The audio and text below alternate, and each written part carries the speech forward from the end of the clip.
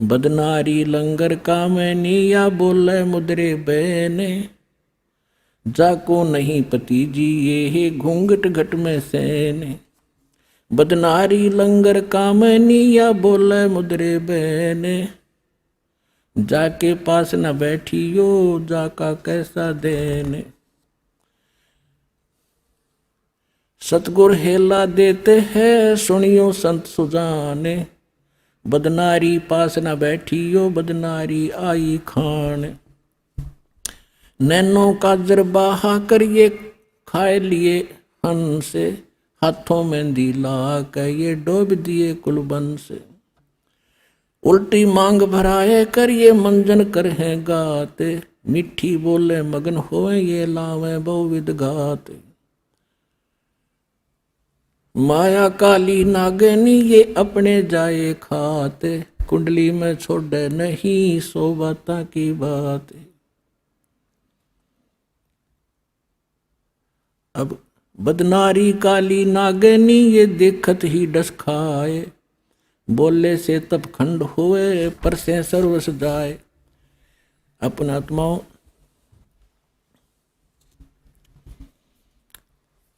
बदनारी काली नागनी ये मारत है भर डंके, सुर नर मुनिजन डस लिए खाए राव और रंग।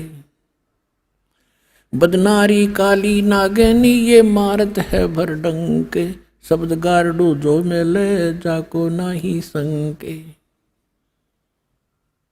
अब क्या बताया है कि निकम्मी औरतों को परमात्मा ने कैसे बिसराया है, उसके दोष बताए।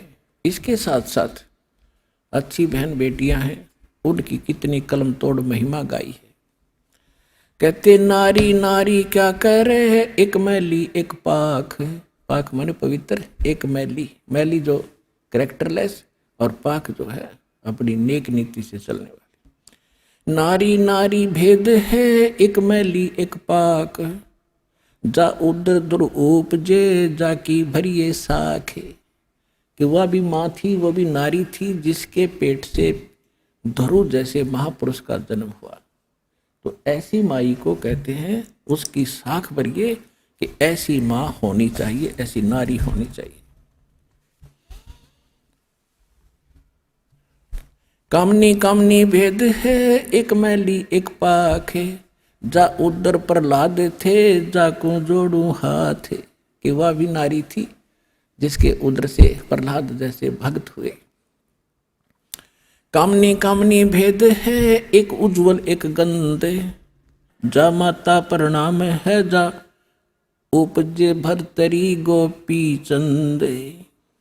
कामनी कामनी भेद है एक हीरा एक लाले, दत्त गोसाई अवतरे अनसुईया के नाले। कि वो भी नारी थी अनसुईया जैसी महान आत्मा, और दत्तात्रेय जैसे महापुरुष का जन्म हुआ, वो नेक नारी थी। कामनी कामनी भेद है एक हीरा एक लाल, दत्त गोसाई अवतरे अनसुईया के नाल। कामनी कामनी भेद है एक रोजम एक हंस, जनक विधेयी अवतरे धन माता कुल बंस। कि ऐसी माता धन है जिसे राजा जनक जैसे धार्मिक व्यक्ति का जन्म हुआ। नारी नारी क्या कह रहे हैं, नारी कंचन कूपे, नारी सेती उपजे नामदेव से भूपे। नामदेव जैसे महापुरुष जिस माँ से जन्म हुआ, तो उस नारी में और निकम्मी नारी में कितना अंतर है। नारी नारी क्या कह रहे हैं, नारी बहुगुण भेव, जा माता कुर्बान है जा उपजे सुखदेव।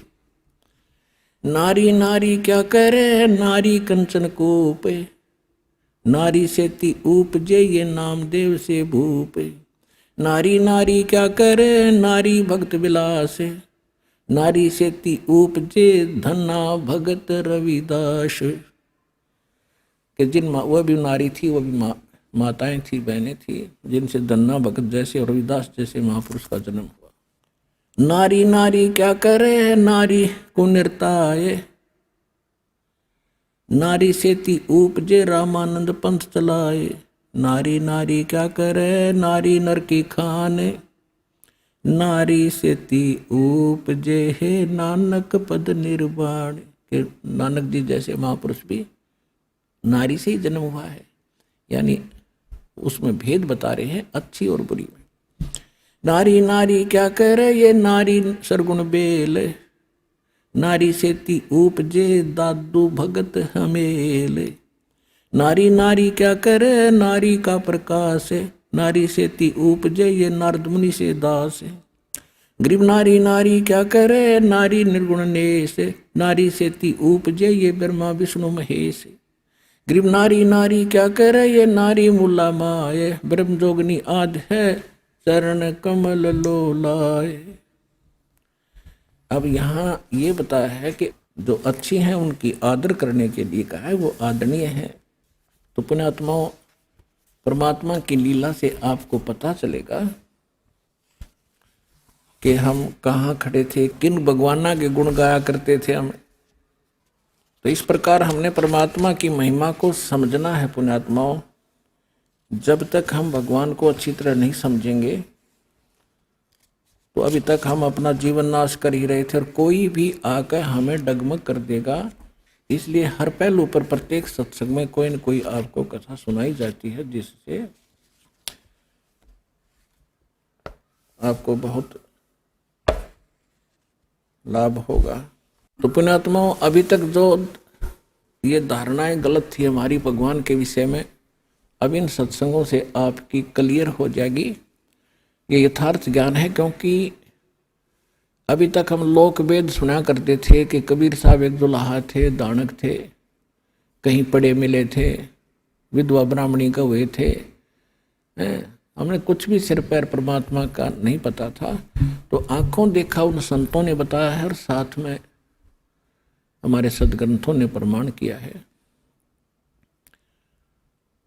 कि परमात्मा पूर्ण ब्रह्म सारी सृष्टि के रचनहार कबीर परमात्मा है। अनंत कोट ब्रह्मांड का एक रति नहीं भारे। सतगुरु पुरुष कबीर हैं ये कुल के सिरजनहारे। हम सुल्तानी नानक तारे दादू को उपदेश दिया। जात दुलाहा भेद न पाया वो काशी माहे कबीर हुआ। तो धन्य भाग आपके पुण्यात्माओं, आपको यह अमर कथा, अमर पुरुष की सत्यनारायण की कथा सुनने को मिली। धन्य है आपके माता पिता जिनसे जन्म हुआ।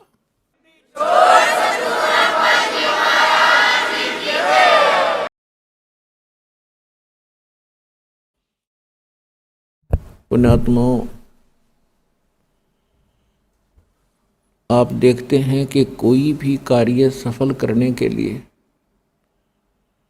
उसमें जी तोड़ मेहनत करनी पड़ती है, परिश्रम करना पड़ता है। उसमें धन भी व्यय करना पड़ता है और समय भी खूब लगाना पड़ता है, तभी हम उसको सफल कर पाते हैं।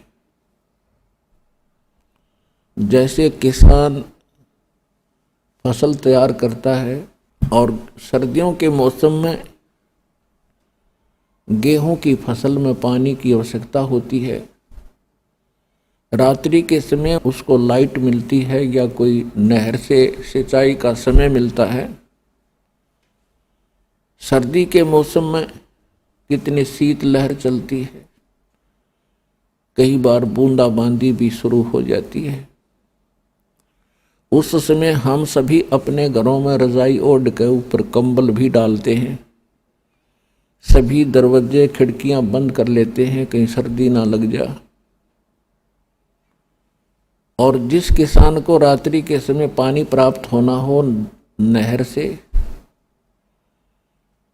या लाइट आनी हो रात्रि में, ट्यूबवेल से पानी लगाना हो तो वो ये नहीं देखता कि इतनी सर्दी है, मैं कैसे वहाँ खेतों में पहुँचूँगा, मुझे कोई सर्दी ना लग जाए रात्रि में।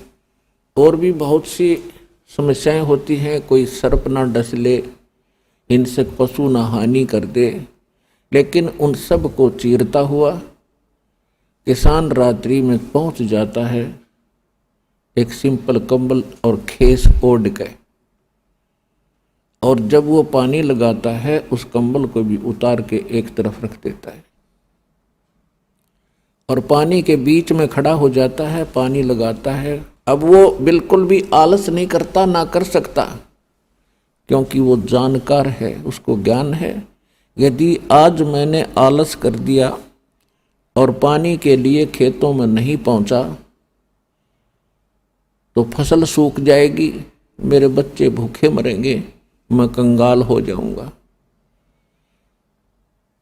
इसलिए वो अपना इस काम को पूरा ही करके छोड़ता है, चाहे नमूनिया हो चाहे ना हो, सर्प डसे या ना डसे। अब वो क्यों उस कार्य को कर रहा है? क्योंकि उसको वो पूरा जानकार है इस मार्ग का।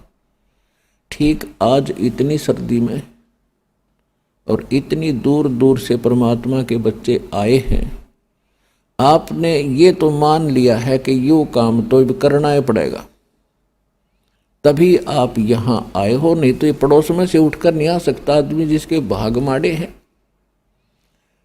सौभाग्य आपका, धन है आपके माता पिता जिनसे जन्म हुआ। आपको ऐसे समय मानव शरीर और ये भक्ति मार्ग, ऋषि सर पटक कर चले गए, उनको नहीं मिला ये मार्ग, और आज आपको सहज में प्राप्त हो रहा है। कितनी कृपा है भगवान के आपके ऊपर, विचार करना। तो क्या बताया जाता है सत्संग के अंदर? मानुष जन्म दुर्लभ है, मिले न बारंबार, जैसे तरवर से पत्ता टूट गिरे, भाई बोर न लगता डर। बंदे तू कर बंदगी, जय चावे दीदार, ये अवसर मानुष जन्म का, भाई बोरन बारंबार। मानुष जन्म पाए कर जो नहीं रट हरि नाम, जैसे कुआ जल बिना फिर बनवाया क्या काम। वो पृथ्वीपति चकवे गए, जिनके चक्र चलंत, ये रावण सरीखे कौन गुण, भाई ऐसे गए अनंत। राम रटत दारिद्र भलो, टूटी घर की छान, वो सुंदर महल किस काम के, जा भक्ति नहीं भगवान। राम रटत कोड़ी भलो, चू चू पड़े जो चाम, वो सुंदर शरीर किस काम का, भाई जा मुख नाही नाम। परमपिता परमात्मा अपनी प्यारी आत्माओं को बार बार समझाते हैं कि ये मनुष्य जीवन आपको जो प्राप्त हुआ ये अनमोल है, और सतगुरु और सत्संग के अभाव से आप जो क्रियाएं कर रहे होते हो वो तो पशु पक्षी भी करते हैं। मनुष्य का केवल इतना ही काम नहीं है। और जो परमात्मा की भक्ति नहीं करते वो तो अपना जीवन नाश कर ही रहे हैं, और जो भक्ति भी करते हैं और शास्त्र अनुकूल नहीं करते, मनमाना आचरण करते हैं, वो भी अपना अनमोल मनुष्य जीवन व्यर्थ कर रहे हैं। श्रीमद् भगवद गीता अध्याय नंबर 16 के श्लोक 23 और 24 में कहा कि अर्जुन, शास्त्र विधि को त्याग कर जो मनमाना आचरण करते, मनमानी भक्ति करते, जो सदग्रंथों में प्रमाणित नहीं है, उनको न तो कोई सुख होता है और न उनकी कोई सिद्धि होती है और न ही उनकी परम गति होती है, अर्थात व्यर्थ, यूजलेस। फिर क्या फायदा वो डले ढोण का। हम साधना भी कर रहे हैं वो भी गलत, और नहीं कर रहे हैं तो वो भी गलत। तो सत्संग में आने से पता चलता है कि मनुष्य जीवन किस लिए प्राप्त हुआ था और इसके एक श्वास की कितनी कीमत है। कबीर साहब कहते हैं, कहता हूं कहीं जात हूं, कहूं बजा के ढोल, और श्वास जो खाली जात है ये 3 लोक का मोल। मनुष्य जीवन का एक श्वास कितना वैल्यूएबल है, कितना कीमती है कि 3 लोक भी इसके बराबर नहीं है, इतना कीमत एक श्वास की। तो इसको कैसे सदुपयोग करना है। श्वास उश्वास में नाम जपो, व्यर्था श्वास मत खो, ना जाने इसे श्वास को, आवण हो कि न हो। राम नाम रटते रहो, जब तक घट में प्राण, कबू तो दीन दयाल के बनक पड़ेगी कौन। परमात्मा कहते हैं कि श्वास उस श्वास में नाम जपो। ये सत्य नाम के सिमरण की तरफ संकेत है परमात्मा का। और व्यर्था सांस मत खो, ना जाने इस श्वास को, आवण हो कि ना हो।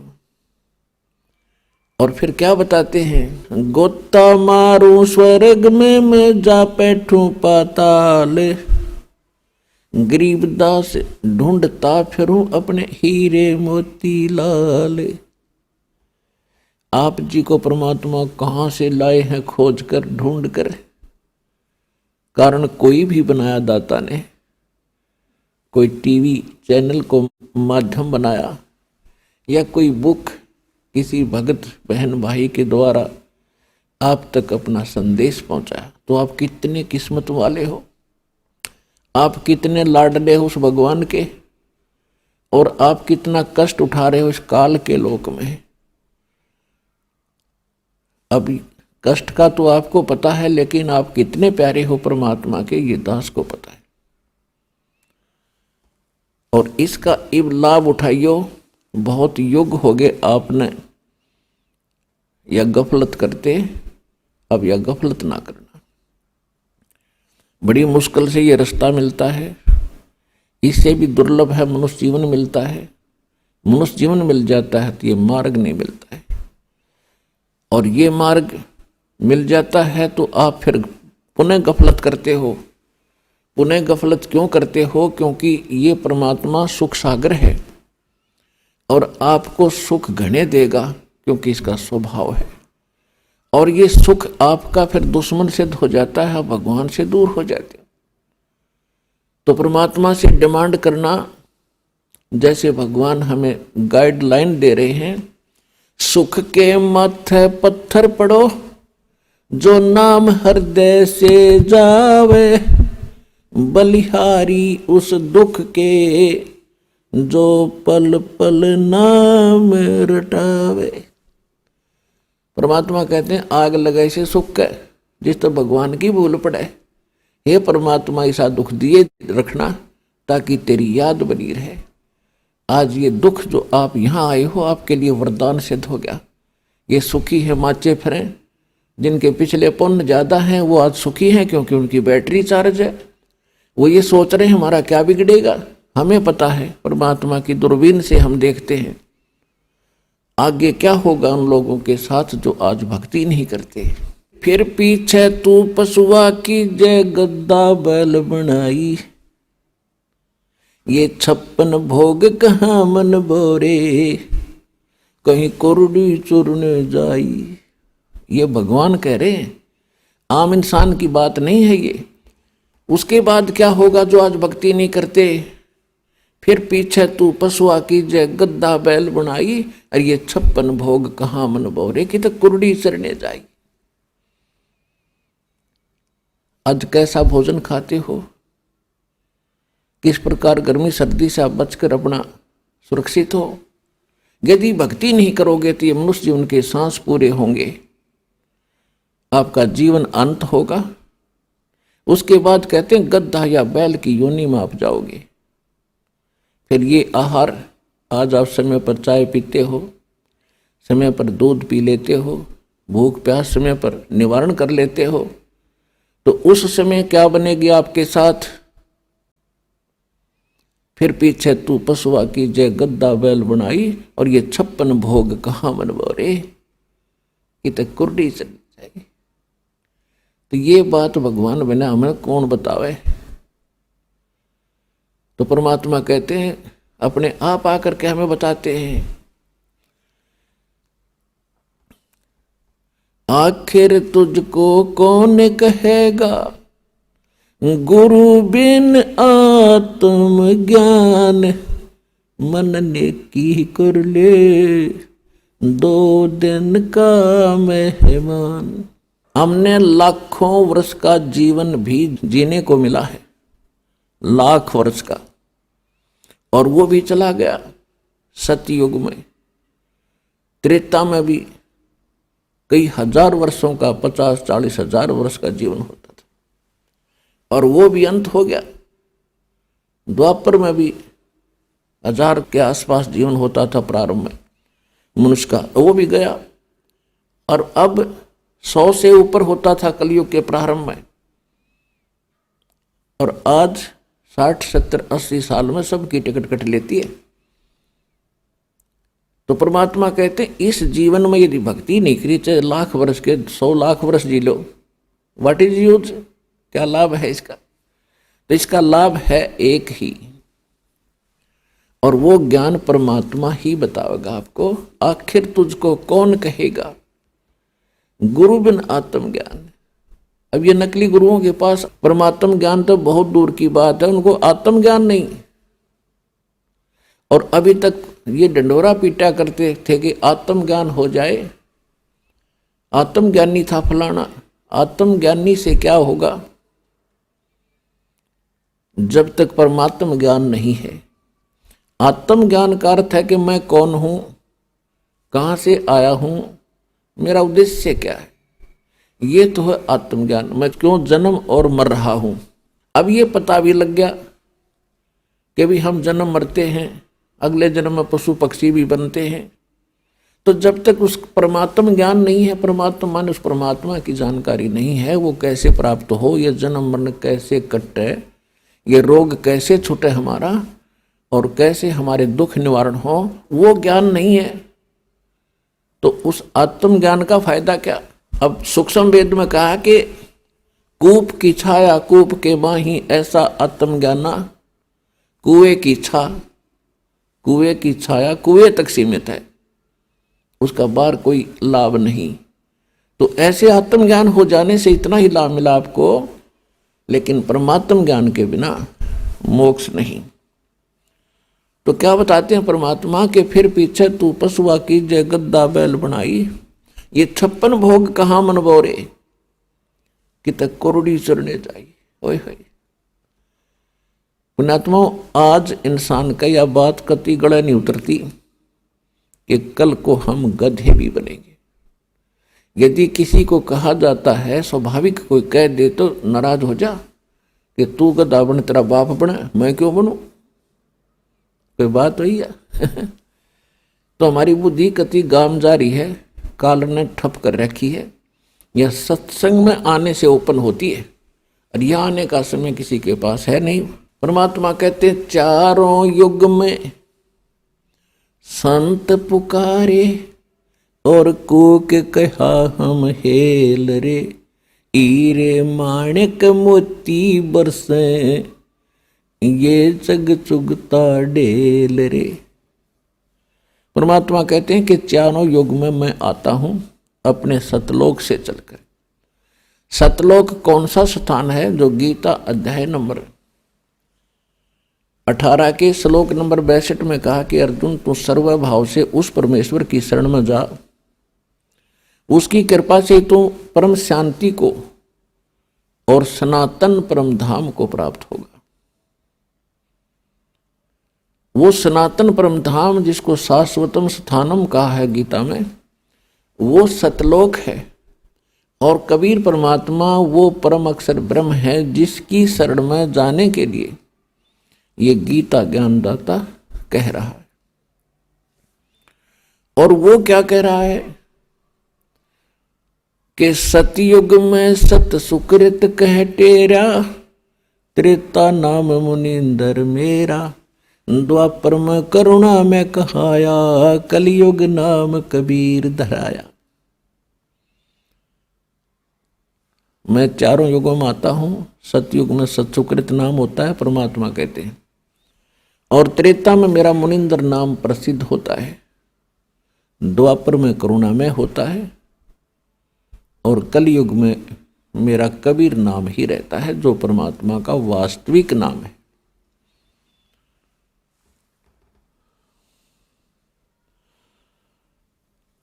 तो चारों युग में परमात्मा आते हैं, अपने सतलोक से आते हैं, सहशरीर आते हैं, अच्छी आत्माओं को मिलते हैं।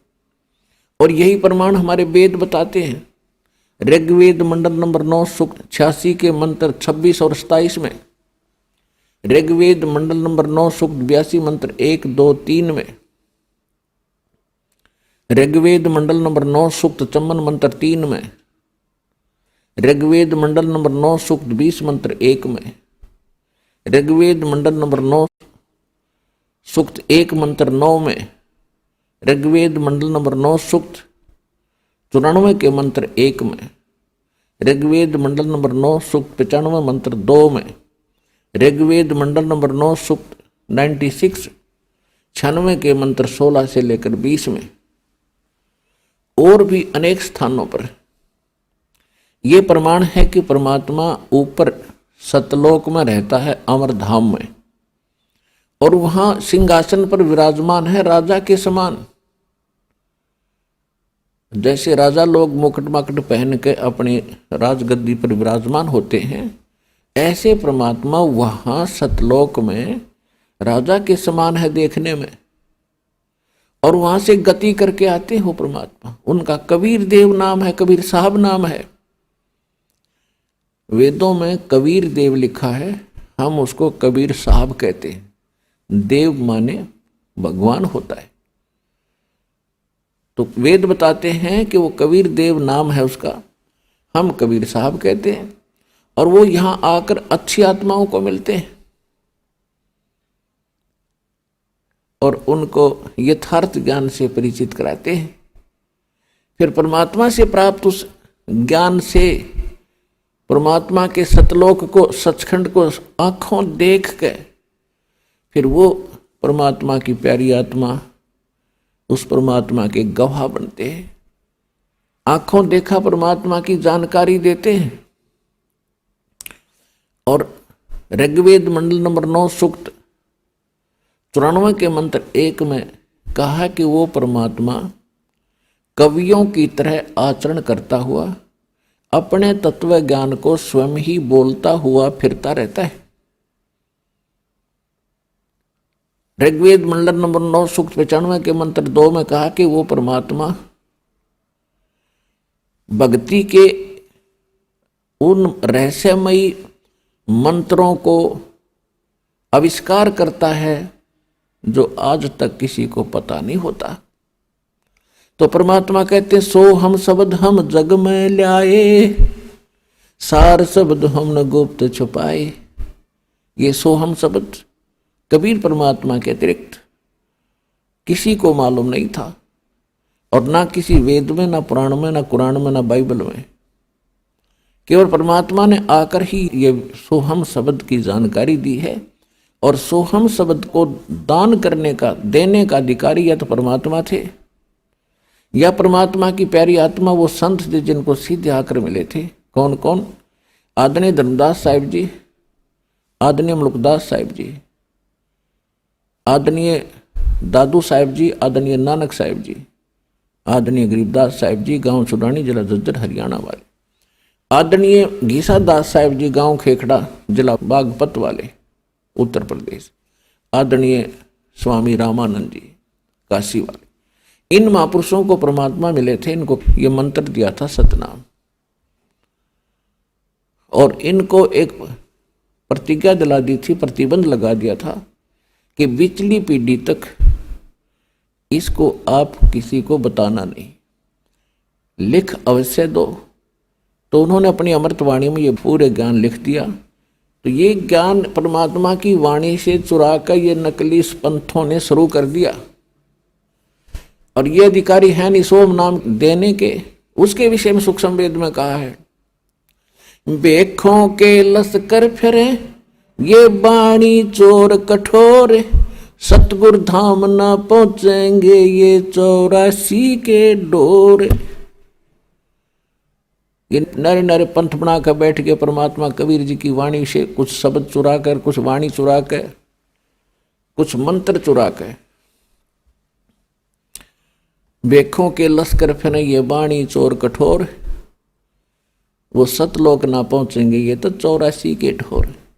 अनअधिकारी व्यक्ति कोई लाइसेंस बना दे किसी का और सेम टू सेम बना दे, तो क्या वो सक्सेस होगा? कभी नहीं। जब वो पकड़ा जाएगा दोनों को सजा होगी, बनाने वाले को और बनवाने वाले को, क्योंकि वो अनऑथराइज्ड है, यानी उसको गलत बना के दे रखा है, तो दोनों दोषी हैं। इसी प्रकार ये संत जो नकली हैं, ये नाम भी दान करते हैं, तो अधिकारी ना होने के कारण अपना जीवन नाश कर रहे हैं और परमात्मा के बच्चों को उनसे दूर करके वो पाप के भागी हो रहे हैं। अब परमात्मा ने क्या बताया है कि वो चारों युगों में आते हैं, ये वेद भी बताते हैं। अच्छी आत्माओं को मिलते हैं। किन किन को मिले? आदरणीय धर्मदास साहिब जी को मिले, आदरणीय मुल्कदास जी को मिले। और कैसे मिलते हैं? वो परमात्मा आते हैं, उनको सचखंड ले जाते हैं, फिर उनको वापस छोड़ते हैं। उसके बाद वो प्यारी आत्मा परमात्मा की आंखों देखे उस सारे ज्ञान को, उस सारे व्यवस्था को अपने शब्दों में बयान करते हैं, बोलते हैं, सुनाते हैं। जैसे परमात्मा आते हैं, किन किन को मिले? अब आदरणीय गरीबदास साहिब जी को मिले, गांव छुडानी, जिला झज्जर, हरियाणा वाले को, कलयुग के अंदर। उनके विषय में आज जानकारी देंगे आपको। आदरणीय गरीबदास साहिब जी गांव छुडानी, जिला झज्जर, हरियाणा में उनका जन्म हुआ। वो किसान परिवार से थे, किसान जाट परिवार से। उनका मूल गांव था करौथा, जिला रोहतक में, जहाँ अपना आश्रम है। और वहाँ से करौथा गांव के मूल निवासी थे। उनके नानके थे छुडानी में। गरीबदास जी महाराज की माता के कोई भाई नहीं था, यानी गरीबदास जी के कोई मामा नहीं था। और जमीन गणी थी उसके नाना जी के पास, 1400 एकड़ जमीन थी लगभग। तो वहाँ गरीबदास जी के पूज्य पिताजी श्री बलराम जी धनखड़, गांव करौथा से, को वहाँ पर अपने घर पे रख लिया था, घर जमाई के रूप में। तो वहाँ जाने के भी 12 वर्ष के बाद गरीबदास जी का जन्म गांव छुडानी में हुआ था। संवत 1774 वैशाख की पूर्णमासी को वैशाख पूर्णमासी संवत 1774 को गरीबदास जी का जन्म गांव छुड़ानी, जिला झज्जर, हरियाणा में हुआ। और सन 1727 में जब गरीबदास जी 10 वर्ष के हुए तो अपनी ही गौओं को चराने के लिए चरागाह में अपने ही खेतों में गए हुए थे लेकर के। उनके साथ में गांव के और भी बहुत से पाली थे, ग्वाले थे, जो कुछ तो उन्हीं के नौकर होते थे और कुछ वैसे गांव के अपने पशुओं को साथ उन्हीं के खेतों में ले जाते थे, क्योंकि बहुत ज़्यादा स्थान था। अब जैसा कि कबीर सागर के अंदर आपको बहुत बार दिखाया है, कबीर सागर के अंदर कबीर बानी नामक एक चैप्टर है, उसके 136 और 37 पृष्ठ पे 12 पंथों की जानकारी दी गई है। तो उसमें 12वां पंथ गरीबदास जी का बताया है। उसके अंदर गलती से संवत 1775 लिखा गया, प्रिंट है, मिसप्रिंट है, वो संवत 1774 है वो वास्तव में। तो गरीबदास साहिब जी का जन्म संवत 1774 में हुआ। तो परमात्मा ने धर्मदास जी को बताया था कि संवत 1774 होई ता दिन प्रेम प्रगटै जग सोई। वो 12वां पंथ होगा गरीबदास जी का कबीर पंथ में, और उसमें मेरी महिमा की वाणी प्रगट होगी, उसके द्वारा पुनः मैं प्रगट करवाऊंगा। तो परमात्मा ने जो बोला है उसका वचन अमिट होता है, अडोल होता है, और जो कहा वो पार होता है, सफल होता है। उसी आधार से परमात्मा सन 1727 में, संवत 1784 में दिन के लगभग 10 बजे फाल्गुन मास की द्वादशी सुदी यानी उतरते फागुन की द्वादशी, चांदनी द्वादशी को दिन के 10 बजे वहां प्रकट हुए जहां गरीबदास जी अपनी गौओं को चरा रहे थे। साथ में 10-5 पाली और ग्वाले साथ थे, और 10 बजे वो लगभग सुबह का खाना खा रहे थे, और परमात्मा थोड़ी सी दूरी पर सतलोक से आकर वहां पृथ्वी पर अवतरित हुए, एक साधु रूप बना के, जिंदा महात्मा का रूप बना के। रास्ते से आ रहे थे, भक्तों ने देखा, पालियों ने देखा कि महात्मा आ रहे हैं। उन्होंने प्रणाम किया, राम राम महाराज जी। परमात्मा ने भी कहा भाई राम राम, आओ महाराज जी बैठो, खाना खा लो। परमात्मा विराजमान हो गए और कहा भाई खाना तुम अपने घर खा के आए हो अपने गांव में। बड़े छोटे पाली सब प्रकार के थे, कोई 30 वर्ष का, कोई 50 वर्ष का, सबसे छोटे गरीबदास जी थे 10 वर्ष। तो उन्होंने कहा कि आपका गांव कौन सा है? परमात्मा से पूछा। परमेश्वर ने कहा कि मेरा गांव सतलोक है भाई। अब उन पालियों को पता नहीं होगा कोई गांव का नाम सतलोक है। ठीक है महाराज जी, खाना नहीं खाते हो तो दूध तो पीना ही पड़ेगा। परमात्मा बोले अगर पिलाओगे दूध तो कंवारी गायों का दूध पीता हूं मैं।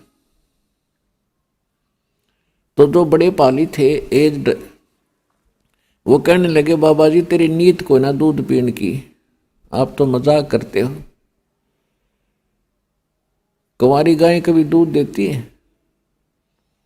परमात्मा ने कहा कि देख लो भाई, आप कह रहे हो कि हम अतिथि को अवश्य कुछ खिला पिला कर भेजते हैं, तो मैं खाने को तैयार हूं, मुझे कंवारी गाय का दूध पिला दो। गरीबदास जी 10 वर्ष के बालक खड़े हुए, एक कंवारी बच्चिया को पकड़ गए गले से, उसके रस्सी बांध रखी थी जेवड़ी, और लाकर खड़ा कर दिया कि महाराज जी देखियो इसके कोई बच्चा नहीं, ये कैसे दूध देगी? परमात्मा ने कहा कि दूध निकालने का कोई पात्र है तुम्हारे पास? उन्होंने एक छोटा सा मटका था मिट्टी का, साफ धो धा कर धर रखा था कि ये है, लो जी साफ है बिल्कुल। परमात्मा ने कहा कि इसके सतन के नीचे रखो। गरीबदास जी पकड़ कर बैठ गए, बच्चा था वो तो खुशी मना रहा था कि देखेंगे बाबा जी कैसे दूध निकाल लगा।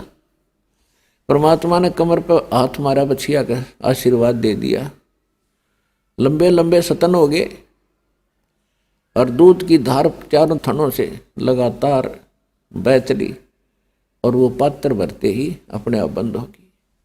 बोलो बंदी छोड़ कबीर परमेश्वर जी की जय।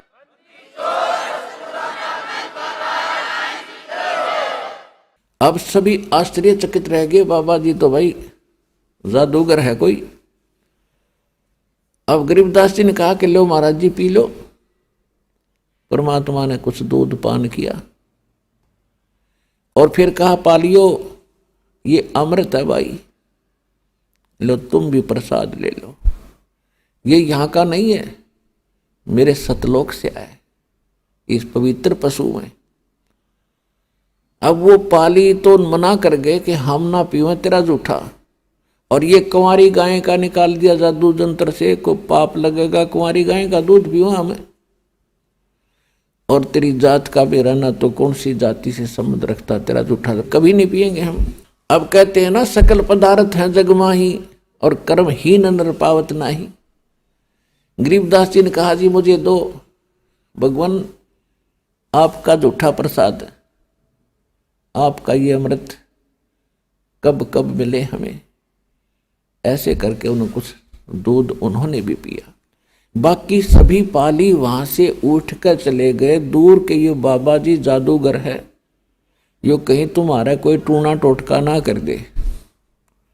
दूर चले गए खेतों में, अपने पशुओं को दूर ले गए।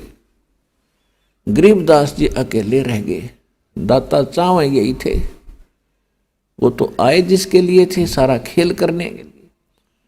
उनको लगे समझाने बेटा भक्ति किया करो गरीबदास, ये जीवन सदा नहीं रहेगा, असंग जन्म आपको जन्म और मरता हो गए, अभी तक आप यहीं भटक रहे हो। एक स्थान और है जहां मैं रहता हूं और जहां तुम पहले रहा करते थे। और गरीबदास यहां तो तेरे दादा गए, पड़दादा गए। कहाँ गए महाराज जी वो तो सभी, और आप भी जाओगे। आज यहां जन्मे हो, अगले जन्म में पता नहीं कौन सी कंट्री में, कौन से देश में तुम्हारा जन्म होगा। यहां आप मांस छूते नहीं और वहां मांस के अतिरिक्त कुछ खाओगे नहीं। वहां कर्म बिगड़ेंगे तुम्हारे, बुरा हाल हो रहा है। छोटे बालक का जल्दी असर होया करे, बहुत प्रभावित हुआ, एकदम सीरियस हो गया और कहा महाराज ऐसा भी कोई स्थान है क्या, हमारी जन्म मृत्यु भी समाप्त हो सकती है। तो परमात्मा ने कहा हाँ हो सकती है, मैं आपको ऐसा मंत्र दूंगा, ऐसा भक्ति विधि बताऊंगा जिससे बेटा तुम्हारी जन्म मृत्यु भी मिट जाएगी। तब गरीबदास जी ने कहा कि वो स्थान आप जो बता रहे हो मालिक, उसके एक बार दर्शन हो तो विश्वास हो। परमात्मा तो जानबूझ कर ही आए थे और उनको गवाह बनाना ही था। कहा बेटा ठीक है, ये मंत्र प्राप्त कर। प्रथम मंत्र दिया 5 नाम का, जो आप जी को अब 7 नाम के दिए जाते। तो उनको लेकर के सचखंड गए। रास्ते के अंदर सभी ब्रह्मा जी का लोक, विष्णु जी का लोक, शिव जी का लोक, स्वर्ग, नरक, पितरलोक, जहां भी जैसी व्यवस्था है वो सब आंखों दिखाई। स्थूल शरीर यहीं छोड़ गए, आत्मा को निकाल लेते हैं। इसके अंदर एक और शरीर है जो इससे कहीं बेहतर है, अच्छा है। और वो दो स्थूल शरीर में जैसा आकार होता है वैसा ही सेम टू सेम रहता है, जैसे एक फोटो कॉपी हो जाती है। ऐसे जब तक ये प्राणी दूसरे शरीर को प्राप्त नहीं करता तभी तक मनुष्य शरीर से निकला हुआ प्राणी मनुष्य आकार में ही रहता है, उसका सेम टू सेम शरीर रहता है। चाहे वो पितर बनकर घूमो, चाहे कहीं देव रूप में हो, इस प्रकार स्वर्ग के अंदर हो। तो ऊपर फिर धर्मराज के दरबार में लेकर गए। धर्मराज के दरबार में जहां सभी प्राणियों का अकाउंट होता है, अच्छे और बुरे का, मृत्यु कब होनी है उसके पास लिखी है धर्मराज के पास। उसी दिन सबकी उस फिक्स टाइम पर उसी की तरफ से संकेत आता है, बहाना कुछ भी बनो मौत का, कोई रोग बनो, एक्सीडेंट बनो या कोई अन्य कारण बनो। तो ब्रह्मा विष्णु महेश के लोक में परमात्मा गरीबदास जी को लेकर गए। तो वहां उन्होंने बहुत आदर किया। फिर आगे धर्मराज के दरबार में गए। धर्मराज समझो चीफ जस्टिस ऑफ वन ब्रह्मांड, एक ब्रह्मांड का मुख्य न्यायाधीश है वो, और उसके सामने ब्रह्मा विष्णु महेश की भी हिम्मत नहीं पड़ती उसे जाकर के कहीं कुछ वाद विवाद करें। और जो ही परमात्मा धर्मराज के दरबार में पहुंचे, साथ में वो गरीबदास जी, क्योंकि परमात्मा ने उस प्यारी आत्मा का विश्वास दृढ़ करना था कि आई एम गॉड, मैं परमात्मा हूं। जब धर्मराज के दरबार में परमात्मा पहुंचे, वो न्यायाधीश अपने आप कुर्सी छोड़कर खड़ा हो गया। एक ब्रह्मांड का जो न्यायाधीश है वो खड़ा हो गया। अब इसमें क्या होता है कि आध्यात्मिक एक शक्ति है, आध्यात्मिक शक्ति जिसमें जितनी है वो ऑटोमेटिकली सामने वाले को प्रभावित कर देती है, उसके बस की बात नहीं होती। तो जो ही परमात्मा ने वहां प्रवेश किया तो एकदम वो न्यायाधीश एकदम खड़ा हो गया और करबद्ध हो गया। उसको मालूम हो गया कि ये परम शक्ति है कोई। तो परमात्मा ने जाकर के उसको क्या कहा कि धर्मराज कान खोल कर सुन ले मेरी एक वचन।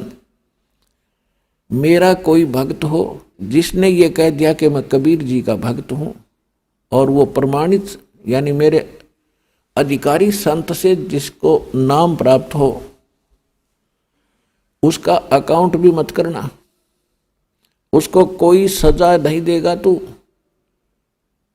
तब धर्मराज ने कहा कि परमात्मा जो आपकी आज्ञा, मेरी क्या औकात है मैं आपके भक्त को सजा दे दूं, मैं लाख दुहाई मेरी। लेकिन मेरी एक समस्या है परमात्मा कि आपकी शरण में आने से पहले जिन्होंने जैसे कर्म किए हैं वो यहाँ का विधान है, वो उसको मैंने देने ही पड़ेंगे। मेरी पावर नहीं है कि मैं उसमें कुछ कम और अधिक कर दूं।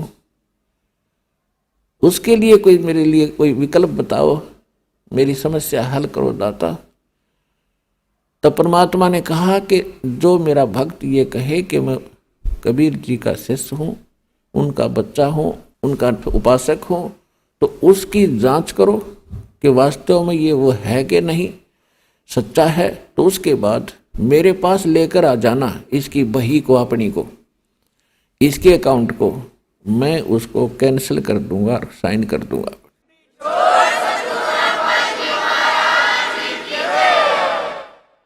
धर्मराज दरबार में देई कबीर तलाक,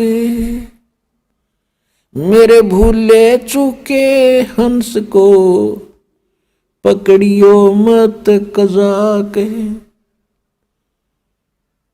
बोले पुरुष कबीर से धर्मराज कर जोड़े, तुमरे हंस को पकड़ू नहीं, मोहे 2 ही लाख करोड़। फिर क्या कहता है कि कर्मों से तीरथ है और अब जब पे नाम कबीर, वो तो मुझे पकड़ने पड़े, दाता जड़नी पड़े जंजीर। कि जो पहले इन्होंने कर्म किए हैं और अब आपकी शरण में आके आपका मंत्र जाप कर रहे हैं, आपके अनुयायी हो गए हैं, तो उनके जो पहले किए हुए कर्म हैं उनके आधार से तो मैंने इनको दंडित करना पड़ेगा, जड़नी पड़े जंजीर। तब परमात्मा ने क्या कहा, कर्म भरम ब्रह्मंड के और पल में करहूं नेस, जिन हमरी 2 ही दी, सो करो हमारे पेश। जिन्हें मेरी दुहाई भर दी कि मैं कबीर साहब का बच्चा हूं, उस परमात्मा का अनुयायी हूं, तो उनको मेरे पास लाना। कहाँ लाना? इसी प्रत्येक ब्रह्मांड में परमात्मा का एक यहां एक अलग स्थान है, त्रिकुटी पे। त्रिकुटी एक ऐसा स्थान है जहां पर परमात्मा का भी एक ऐसा स्थान बना हुआ है, जैसे प्रत्येक देश में और प्रत्येक देश का एक राजदूत भवन होता है, जो अपने निज देश की सब खबरें और उस देश के जो व्यक्ति वहां रह रहे हैं उनके से संबंधित जानकारी रखता है।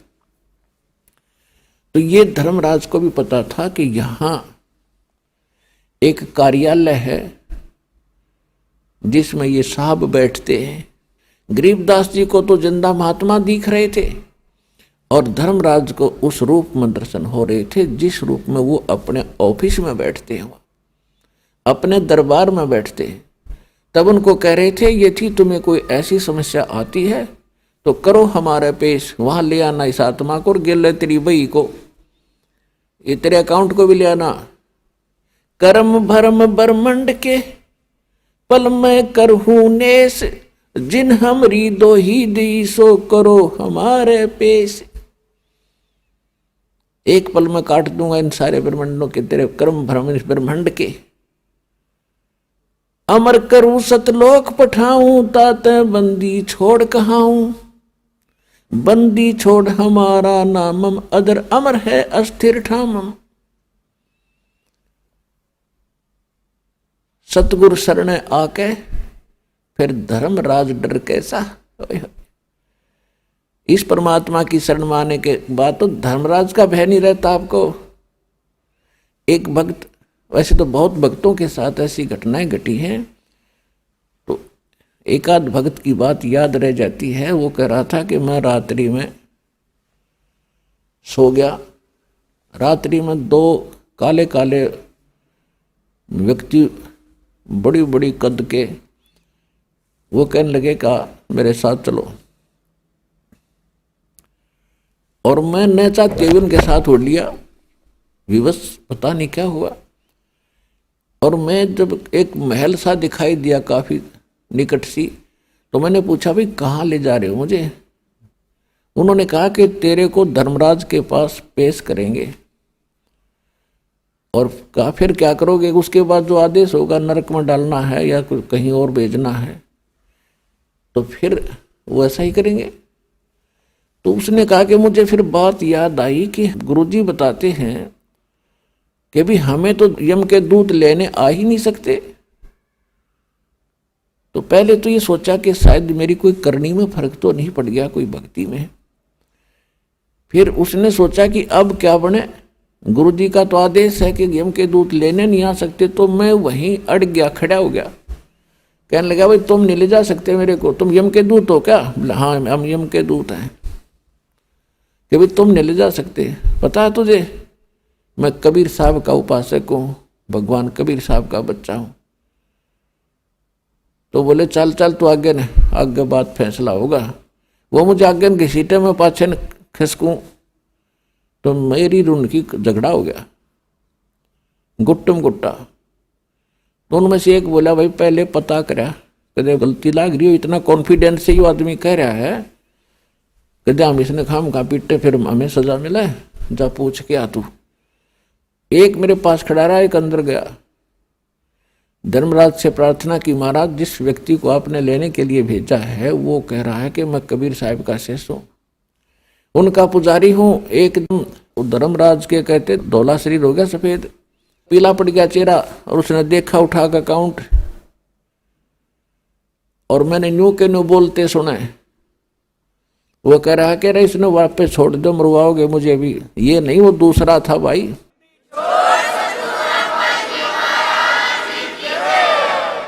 तो वापस आया, उसने कहा छोड़ बीमारी ने कहते ऊपर से पटक दिया मैनू,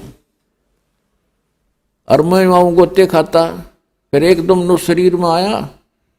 शरीर में आने के बाद भी 10 मिनट तक मेरा शरीर कार्य नहीं कर रहा था, पसीना पसीना। यदि मैं ऐसी दशा ना होती तो मैं ये सोचूं केवल सपना था और शरीर में जान नहीं, 10 मिनट में हरकत में आए मेरे अंग। और उस दिन नोजच गए है परमात्मा, मेरी तो आज मौत थी और जाना था। परमात्मा की समर्थता से और परिचित हुआ, दृढ़ता आई भक्ति में। तो अपने आत्माओं ये सत्कर मान लेना, परमात्मा की महिमा जो दास आपको सुना रहा है ये 100% सही है। और सच्चे दिल तो भक्ति करोगे, नियमित रहोगे, आपको पल पल में दिखाओगा झटके कि भगवान ही सा होया करे। ऐसा होता परमात्मा। और ये क्या करता है भगवान,